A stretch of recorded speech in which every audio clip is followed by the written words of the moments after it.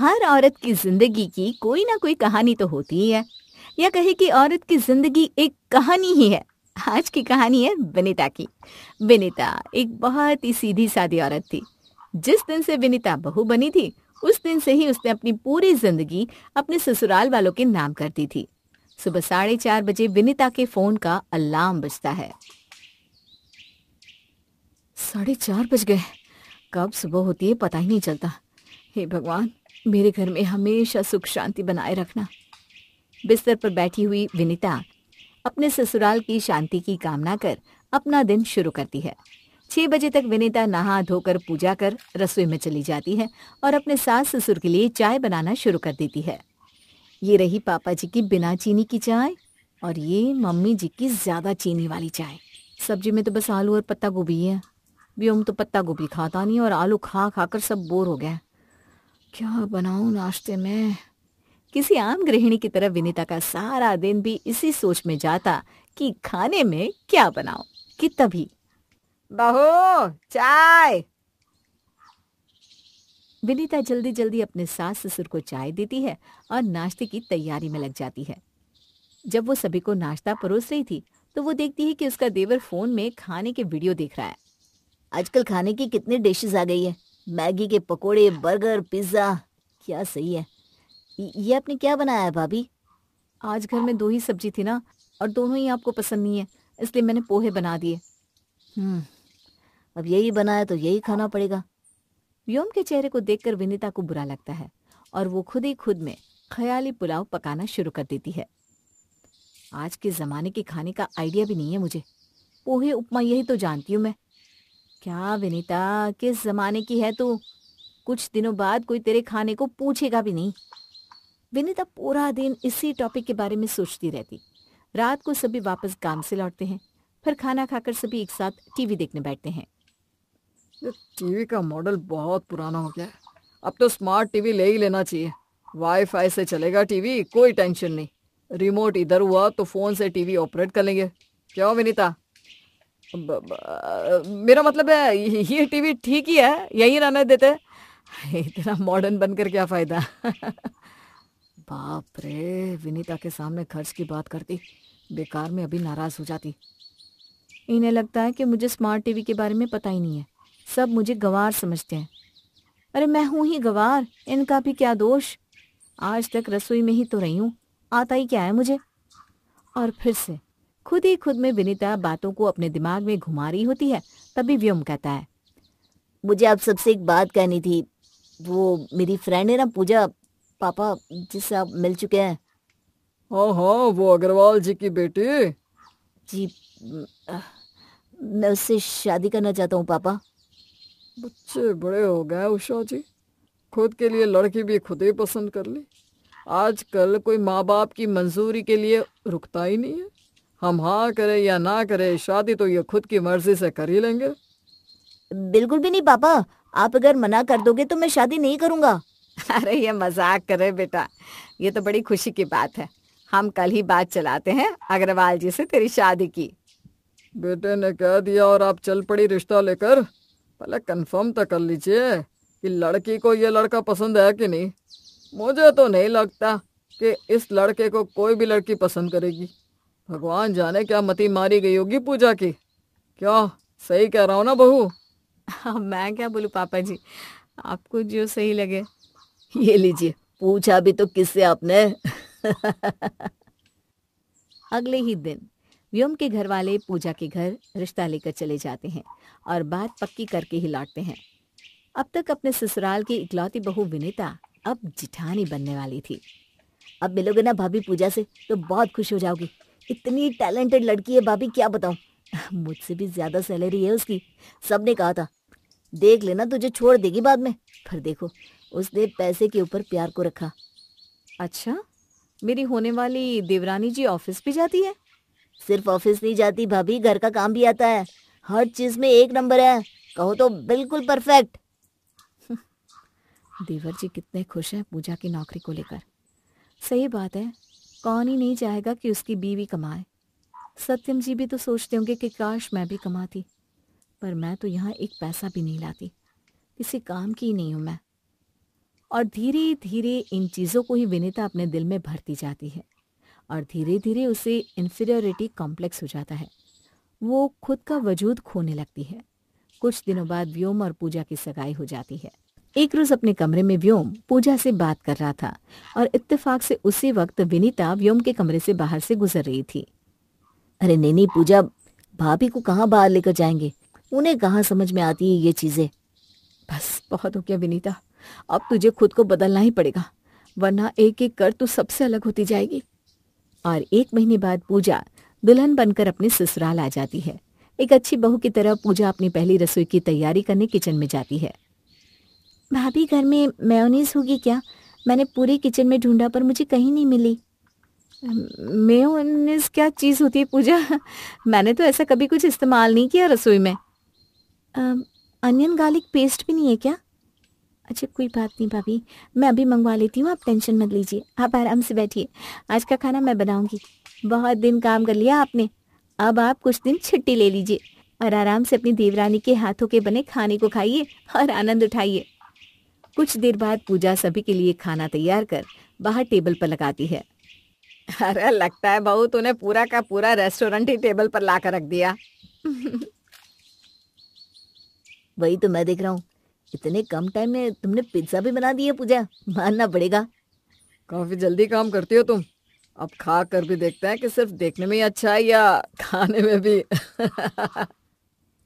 सभी पूजा के हाथ के खाने को खाकर वाह वाह करते नहीं थकते। वाह बहू वाह, क्या खाना बनाया है तूने, बहुत अच्छा। ऐसा कुछ तो पहले मैंने कभी खाया ही नहीं। क्या उषा जी? अरे वही तो। किसी को मेरे हाथों के पराठे पसंद नहीं, सभी को यही सब खाना है। 1 हफ्ते बाद से ही पूजा अपना ऑफिस ज्वाइन कर लेती है। पूजा जैसी थी वैसे ही अपने ससुराल में भी रहती। ऑफिस जाने के लिए वो ऑफिस के कपड़े पहनती, हिल्स पहनती और जैसे उसे रहना होता वैसे ही रहती। पर उसे देख देख कर अब विनीता को ऐसा लगने लगा था कि विनीता की ड्रेसिंग में कोई कमी है। फिर एक दिन ऑफिस से आने के बाद पूजा अपनी भाभी से कहती है, कल मेरे ऑफिस पर एक पार्टी है भाभी, और इनविटेशन पूरी फैमिली को है, तो आप मेरे साथ चल रही हो ना? देखिए मना मत कीजिएगा। कितनी भी कोशिश कर लो तुम, भाभी को मना नहीं पाओगी। भाभी पार्टी में आती ही नहीं। क्यों देवर जी, क्यों नहीं आऊंगी? मैं भी आऊंगी, मैं कोई ओल्ड फैशन थोड़ी ना हूँ।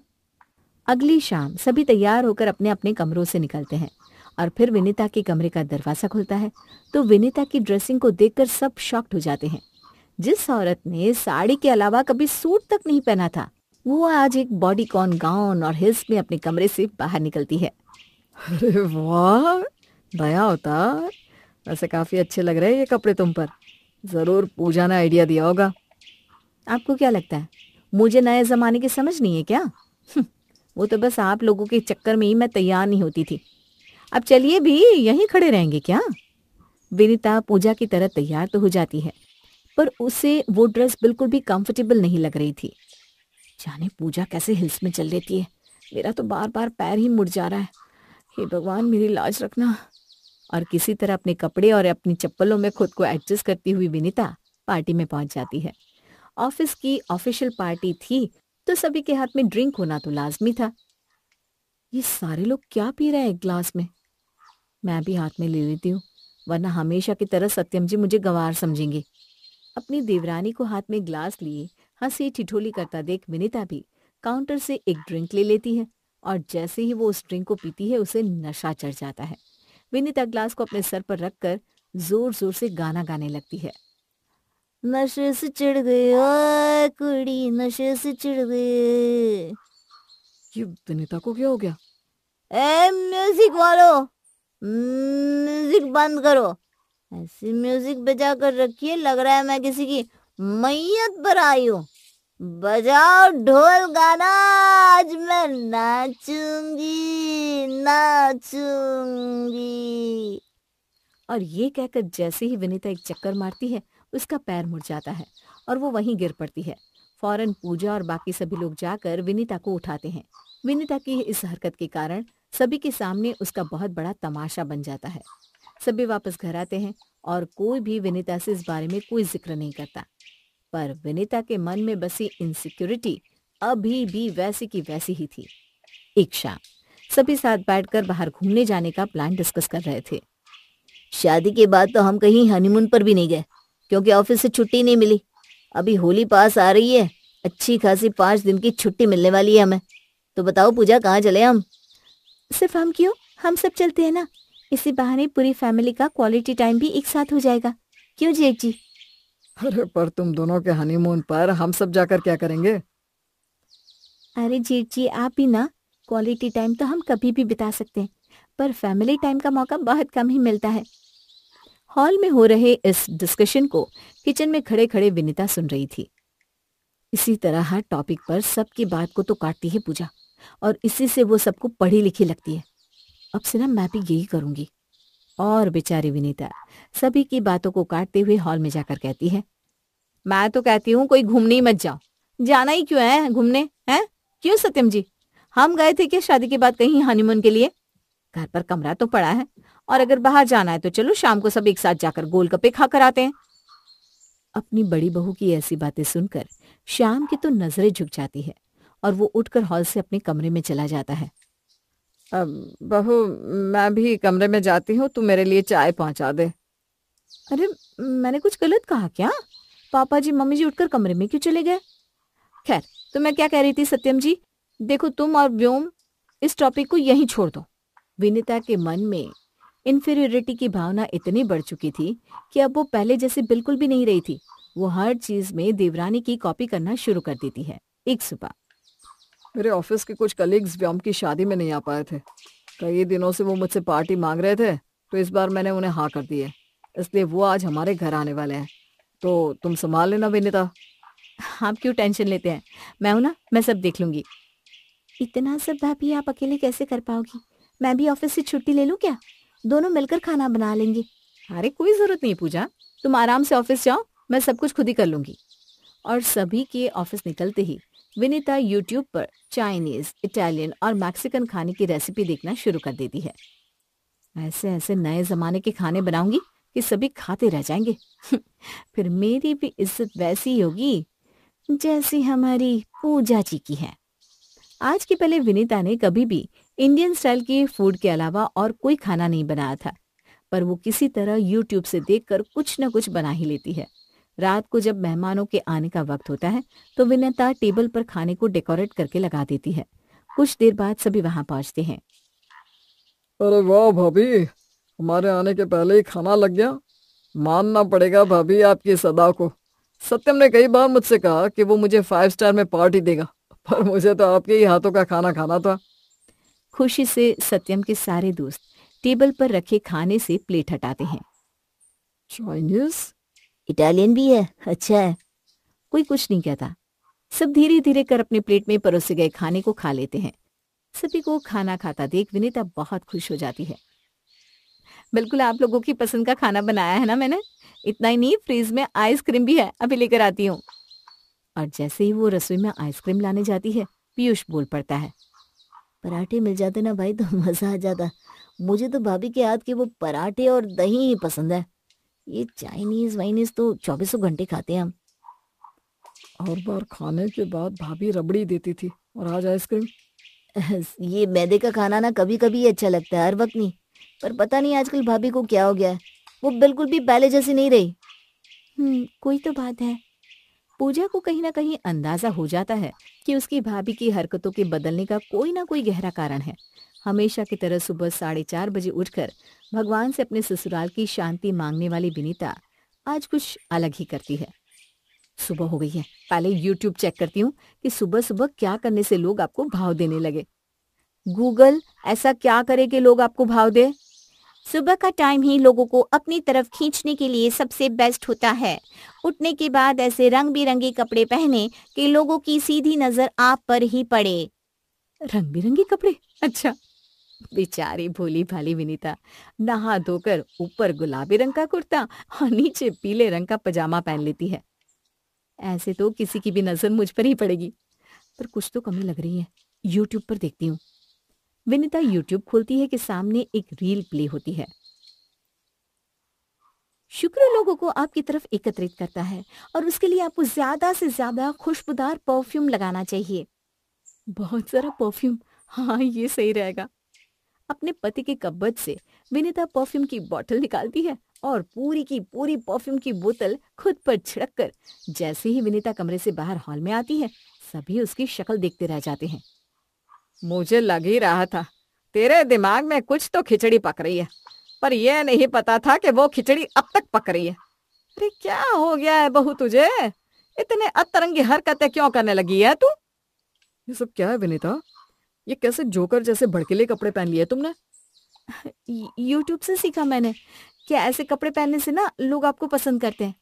पहले तो मैं साड़ी पहनती थी तो कभी किसी ने मेरी तारीफ नहीं की, और पूजा मॉडर्न कपड़े पहनती है तो सभी उसकी तारीफ करते हैं। भाभी जरा यहाँ तो आइए कमरे में, मुझे आपसे कुछ बात करनी है। पूजा अपनी भाभी के साथ कमरे में जाती है। हम सब आपको बहुत पसंद करते हैं भाभी, वैसी ही जैसी आप हो।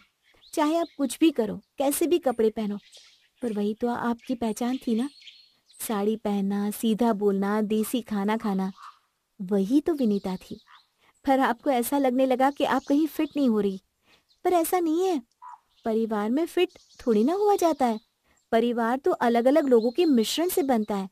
जैसे मिक्स वेजिटेबल में अब आलू और गाजर अलग है तो अलग ही रहेंगे ना। मेरे हाथों का बनाया चाइनीज सबको पसंद आता है क्योंकि मैं महीने में बस एक बार कुक करती हूँ, और आप रोज रोज अगर चाइनीज बनाने लगेंगी तो कोई खाना नहीं खाएगा। आपको क्या लगता है हील्स पहनने से कोई आपको पसंद करने लगेगा? बिल्कुल गलत। अगर ऑफिस में फॉर्मल्स कंपलसरी ना होते ना तो मैं तो आपकी तरह चप्पल ही पहनती। और आपकी ये साड़ी कितनी अच्छी लगती है आप पर। और आपको किसी टॉपिक में बोलना पसंद है तो बोलिए ना, नहीं पसंद तो मत बोलिए। आपको किसी की तरफ बनकर जबरदस्ती कुछ बोलने की जरूरत नहीं है, वरना ना आप सब कुछ मैस कर दोगी भाभी, जैसे अब हो चुका है। अपनी इज्जत अपने हाथ में है। अगर हम किसी और के जैसे बनने की कोशिश करते हैं ना तो अपना वजूद ही खो बैठते हैं। अपनी देवरानी की बातों को सुनकर विनीता सब कुछ समझ जाती है और फूट फूट कर रोती हुई उसके गले लग जाती है। कुछ देर बाद विनीता फिर से साड़ी पहनकर अपने असली रूप में सभी के सामने आ जाती है। पोहे बनाने जा रही हूँ मैं, जिसे नहीं खाना वो बाहर कैंटीन में खा सकता है। ये हुई ना मेरी बीवी वाली बात।